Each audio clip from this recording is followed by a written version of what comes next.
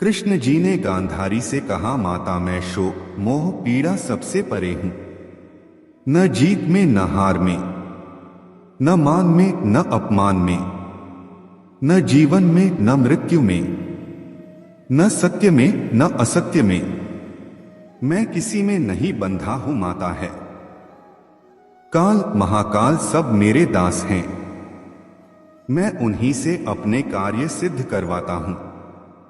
हे माता, युद्ध अवश्यंभावी था, जो चले गए हैं उन पर शोक मत करो, बल्कि जो हैं उन्हें स्वीकारो माता। वर्तमान को स्वीकारो माता, भूत दुख का कारण बनता है। कृष्णा की बात सुनकर गांधारी विलाप करते हुए बोली, कृष्ण तुम ऐसा कह सकते हो क्योंकि तुम मां नहीं हो। कृष्ण तुम क्या जानो एक मां की ममता, तुम क्या जानो पुत्र शोक की पीड़ा क्या होती है। तुम कहते हो मोह त्याग दो और ज्ञान बातें बतलाते हो, तो जाओ कभी अपनी माता देवकी से पूछना कि पुत्र शोक क्या होता है। पूछना देवकी से कि कैसा लगता था जब कंस उसके कलेजे के टुकड़ों की हत्या कर देता था। पूछना जब उसका दूध उतरता था और बच्चा न होने की वजह से जब देवकी व्यथित हो जाती थी, तब पूछना उसको कैसी पीड़ा होती थी। पूछना वासुदेव कभी पूछना। ऐसा कहकर गांधारी धम्म से धरती पर गिर जाती हैं। फिर कृष्ण गांधारी को संभालते हैं, उनके आंखों से निकल रही अश्रुधारा को पोंछते हैं। गांधारी फिर रोते हुए रुंधे रुंधे कंठ से कहती हैं कि कृष्ण तुम्हारी माता ने तो 6 पुत्रों को खोया है, परंतु मैं अपने 100 पुत्रों को खो चुकी हूं कृष्ण। कृष्ण गांधारी को पुनः समझाते हुए कहते हैं, परंतु माता कौरवों ने वही मार्ग चुना जिसमें उनका पतन निश्चित था। अब मैं किसी के कर्म क्षेत्र पर तो अधिकार नहीं जमा सकता, कर्मों का फल तो भोगना ही पड़ता है माते। गांधारी कृष्ण की तरफ अश्रुपूरित नेत्रों से देखते हुए बोली, हो ये कहना आसान है केशव, परंतु एक माता के लिए उसका पुत्र ही महत्वपूर्ण होता है। वह लायक है या नालायक इसका मां की ममता पर कोई प्रभाव नहीं पड़ता। जितना दुख उसे लायक पुत्र की मृत्यु पर होता है, उतना ही नालायक पुत्र पर। लोग कहते हैं कि तुम आदि ब्रह्म हो, लेकिन हो तो पुरुष ही कलेजा बजर का ही रहेगा। माता पार्वती देवी होते हुए भी अपने पुत्र गणेश का शोक सहन नहीं कर पाती हैं। हे कृष्ण, कभी मां बनकर देखना, तब तुम्हें पता चलेगा कि तुम्हारा गीता ज्ञान ममता के आगे कितना टिकता है। यदि मोह ममता अज्ञान का परिचायक है, तो तुमने इस मोह के संसार की रचना क्यों की। बना लेते अपने ज्ञानियों का संसार, क्या आवश्यकता थी मोह ममता के संसार के रचना की।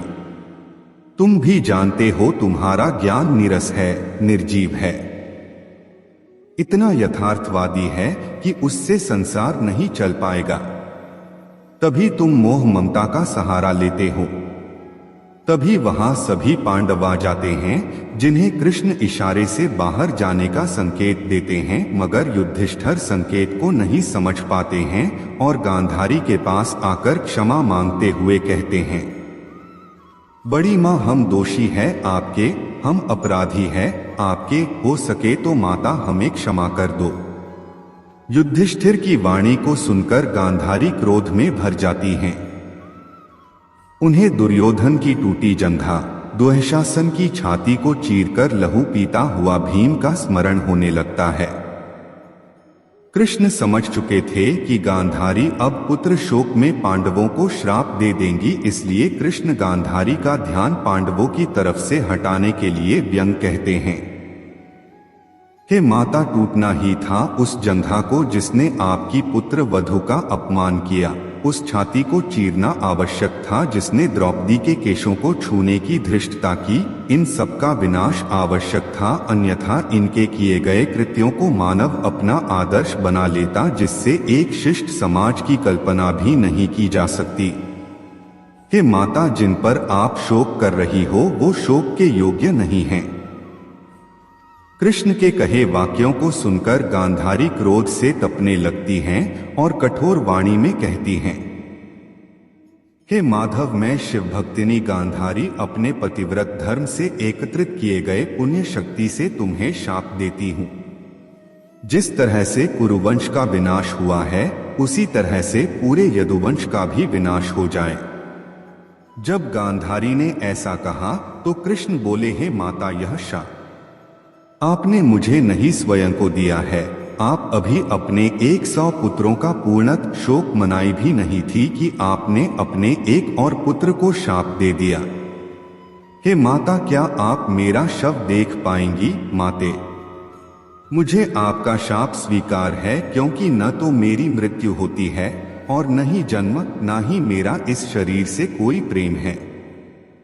माते, आपका इस शरीर से प्रेम है और आपने शाप देकर स्वयं को फिर दुहक सागर में डुबो दिया। कृष्ण की यह बात सुनकर गांधारी को अपने किए पर पश्चाताप हुआ और बोली, हे गोविंद, कुरुवंश को नहीं बचा पाए मगर यदुवंश को ही बचा लो। मैं तुमसे भिक्षा मांगती हूं। हे माधव, अब मैं अपने और पुत्रों के शव नहीं देखना चाहती। कृष्ण गांधारी से कहते हैं, हे माते, न मैंने कुरुवंशियों के कर्म पर अपना प्रभाव जमाया और न ही मैं यदुवंशियों के कर्म क्षेत्र पर अपना प्रभाव स्थापित करूंगा। यदुवंशी भी अपने कर्मों का भुगतान करेंगे जैसे कुरुवंशियों ने किया। हे माता, मैं किसी भी स्थिति में धर्म का त्याग नहीं कर सकता।